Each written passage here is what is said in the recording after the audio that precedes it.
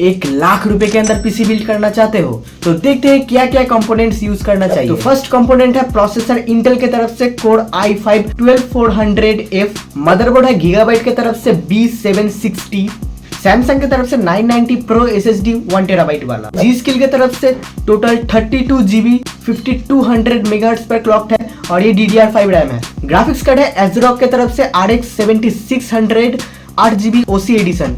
Circle gaming के air cooler इस PC build के हिसाब से बढ़िया होगा। पावर सप्लाई है कूलर मास्टर का 750 वाट जो कि 80+ ब्रोंज सर्टिफाइड है। एंटी स्पोर्ट्स का क्रिस्टल Z3 भी ले सकते हो और ये ऑप्शनल है। सैमसंग की तरफ से 180 हर्ट्ज वाला फुल HD 24 इंच का मॉनिटर, HP और रेड गियर का माउस कीबोर्ड ले सकते हो।